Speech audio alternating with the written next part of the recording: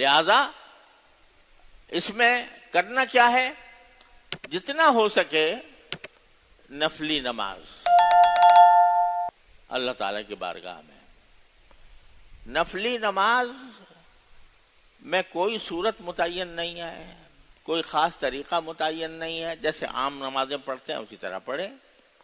البتہ اگر کسی کو لمبی صورتیں یاد ہوں تو افضل یہ ہے کہ لمبی صورتیں پڑھے اور لمبی صورتیں پڑھ کر لمبے رکوع کرے، لمبے سجدے کرے.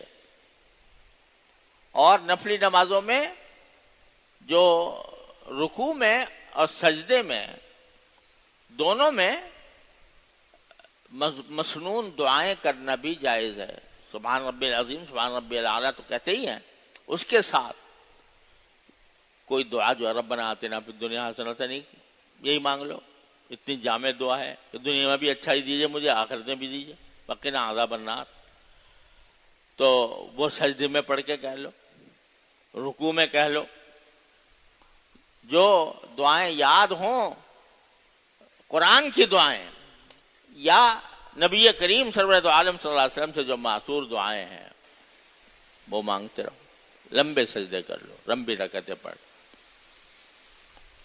تو ایک تو نفلی نمازوں کی جتنا ہو سکے کثرت، دوسرے تلاوت قرآن کریم جتنا ہو سکے وہ کریں. تیسرے ذکر چلتے پھرتے اٹھتے بیٹھتے، یہی میں نے کلمہ جو آپ کے سامنے پڑھا، سبحان اللہ والحمد للہ ولا الہ الا اللہ واللہ اکبر ولا حول ولا قوۃ الا باللہ العلی العظیم، بس چلتے پھرتے اٹھتے بیٹھتے یہی پڑھتے رہیں. فضول چیزوں میں وقت کو ضائع نہ کریں. تو یہ 3 کام تو ہیں بنیادی عبادتیں. چوتھا کام ہے دعا. اللہ تبارک و تعالیٰ اس رات میں دعائیں بہت قبول فرماتے ہیں. تو اس وجہ سے اپنی ساری چھوٹی بڑی حاجتیں، اپنی حاجتیں، اپنے خاندان کی حاجتیں، اپنے ملک کی حاجتیں، اپنے قوم کی حاجتیں، اپنے ملت اسلامیہ کی حاجتیں، وہ سب اللہ تعالیٰ کی بارگاہ میں مانگنے کا اہتمام کریں. تو انشاءاللہ وہ دعائیں اللہ تعالیٰ کے ہاں قبول ہوں گی.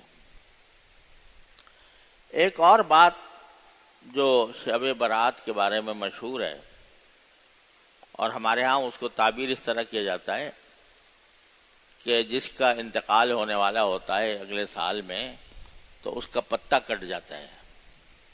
یہ عام طور سے یہ جملہ مشہور ہے. یہ بعض پتہ نہیں کتنوں کے پتے کٹیں گے. مطلب یہ کہ کچھ پتہ نہیں ہے کہ کتنے لوگوں کے بارے میں فیصلہ ہوگا کہ بھئی اگلے سال میں ان کو دنیا سے بلانا ہے اپنے پاس. یہ بات جو ہے یہ بالکل بے اصل تو نہیں ہے، لیکن بہت مضبوط بھی نہیں ہے. ایک روایت ہے جس میں یہ آتا ہے کہ اس رات میں اللہ تبارک و تعالی سال بھر میں جتنے کام ہوتے ہیں وہ متعلقہ فرشتوں کے حوالے کر دیتے ہیں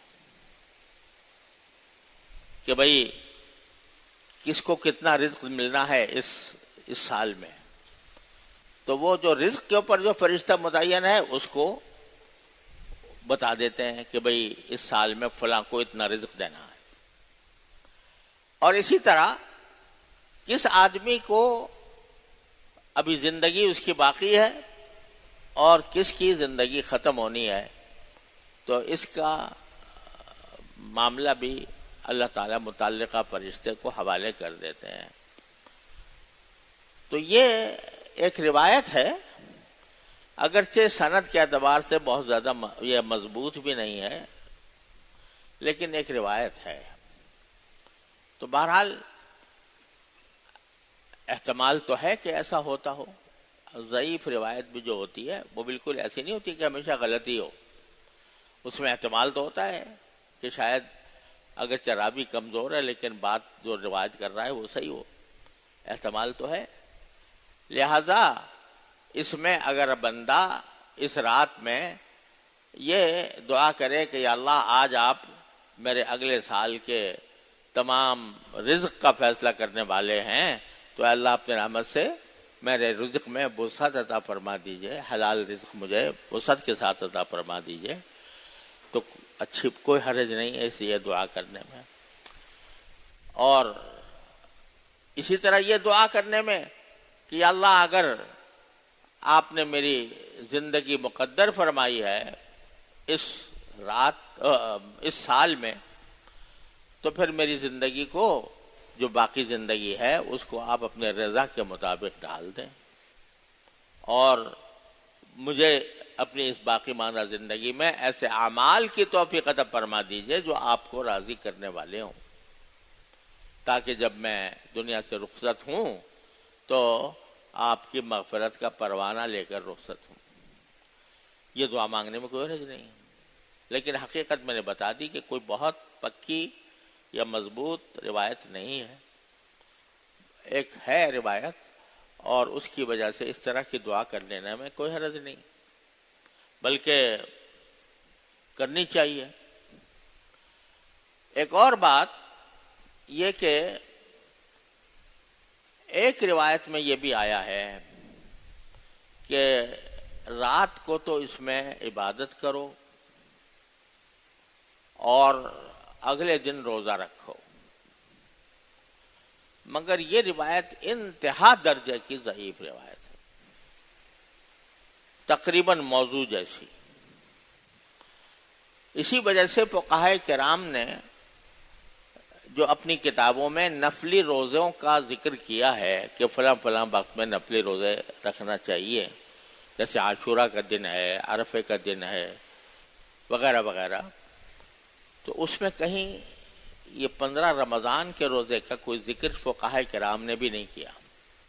اس وجہ سے نہیں کیا، روایت تو ہے ابن ماجہ میں روایت، لیکن انتہا درجے کی ضعیف روایت، لہذا روزہ رکھنا اس خاص دن میں یہ کوئی سنت نہیں ہے۔ البتہ میں آپ سے پہلے بھی عرض کر چکا ہوں کہ شعبان کے مہینے میں نبی کریم سرور دو عالم صلی اللہ علیہ وسلم روزے زیادہ رکھتے تھے عام مہینوں کے مقابلے میں، تو اب شعبان کے کسی بھی دن بھی آپ نے روزہ رکھ لیں تو وہ رسول کریم صلی اللہ علیہ وسلم کی اس سنت کے مطابق ہوگا۔ اور خاص طور پر ہر مہینے کی جو 13، 14، 15 جو تاریخ ہوتی ہے، اس کو ایام بیض کہا جاتا ہے، اس کے روزے بھی نبی کریم سرور دو عالم صلی اللہ علیہ وسلم کی سنت ہے۔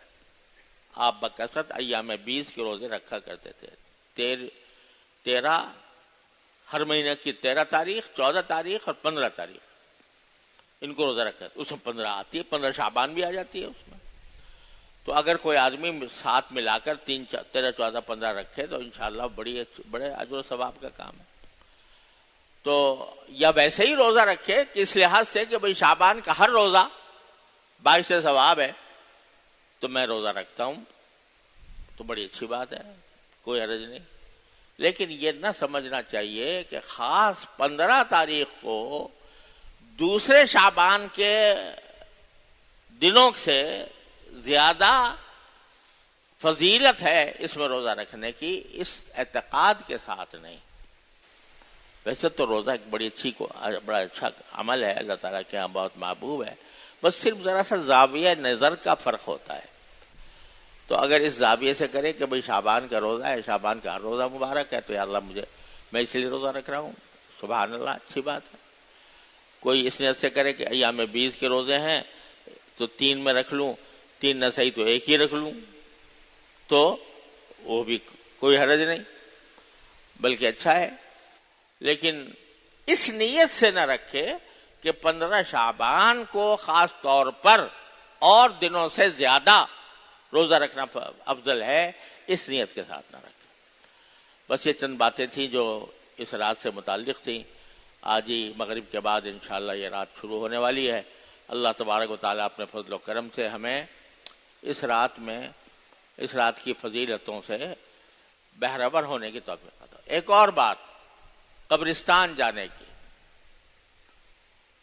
نبی کریم سرورت عالم صلی اللہ علیہ وسلم سے ساری حیات طیبہ میں ایک مرتبہ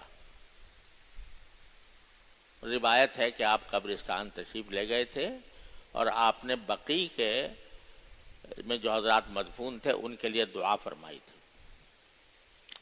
یہ روایت بھی سندن مضبوط نہیں ہے، لیکن اگر ہو کسی طرح ثابت ہو تو ساری حیات طیبہ میں ایک مرتبہ قبرستان تشریف لے جانا منقول ہے نبی کریم صلی اللہ علیہ وسلم. لیکن ایسا کہیں بھی نہیں ہے کہ جب بھی 15 شعبان آتی ہو تو آپ قبرستان ضرور جاتے ہوں. تو یہاں پر بھی ایسا ہی ہے، حکم یہی ہو گیا کہ کبھی آدمی چلا گیا اس خیال سے کہ بھئی جا کے میں اپنے اموات کے لیے دعا کر لوں، بہت اچھی بات ہے، چلا جائے. لیکن اس کو لازم سمجھنا، یہ شب برات کا خاصہ سمجھنا، یہ درست نہیں ہے. کبھی چلے گئے کبھی نہیں بھی چلے گئے، اس طرح کرنے میں کوئی حرج نہیں. اللہ تعالی ہمیں اس رات کی صحیح فضیلتوں اور برکتوں سے بہرہ فرمائے، اور اس کے جو منکرات اس میں شامل ہو گئے ہیں اللہ تعالیٰ ان سے ہماری حفاظت فرمائے.